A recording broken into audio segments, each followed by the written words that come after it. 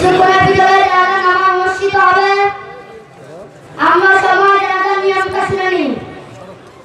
জানাজার নামাজ 4 তাকবীরের সহিত। আমরা প্রথম তাকবীরে সানা পড়ব, দ্বিতীয় তাকবীরে আমরা দুরূদ শরীফ পড়ব, তৃতীয় তাকবীরে আমরা জানাজার দোয়া পড়ব, চতুর্থ তাকবীরে আমরা সালাম ফিরাবো। আমরা সবাই জানাজার আরবি নিয়মটা শুনে নিই। নাওয়াইতু আন ওয়াজ্জাহ লিল্লাহি তাআলা আরবা'a তাকবীরাতি সালাতিল জানাজাতি ফারদিল কিফায়াতি الثناء لله تعالى والصلاة على النبي والدعاء لهذا الميت متوجها إلى جهة الكعبة الشريفة الله أكبر. আপনারা আরবি নিয়ত করেন না, বাংলায় এভাবে বলবেন। ফরজে কাফায়া জানাজার নামাজ 4 তাকবীরের সহিত ইমামের পিছনে আদায় করিতেছি। আল্লাহু আকবার। বলো তো দিয়ে দাও ভাই, এটা আসেন আল্লাহু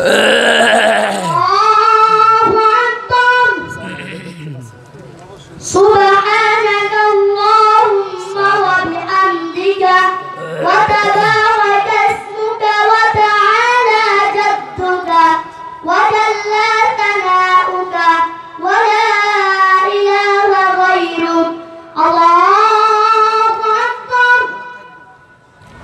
আল্লাহুম্মা সাল্লি আলা মুহাম্মাদ ওয়া আলা আলি মুহাম্মাদ কামা বারাকতা আলা ইব্রাহিম ওয়া আলা আলি ইব্রাহিম ইন্নাকা হামিদুম মাজিদ। আল্লাহুম্মা বারিক আলা মুহাম্মাদ ওয়া আলা আলি মুহাম্মাদ কামা বারাকতা আলা ইব্রাহিম ওয়া আলা আলি ইব্রাহিম ইন্নাকা হামিদুম মাজিদ। আল্লাহু আকবার।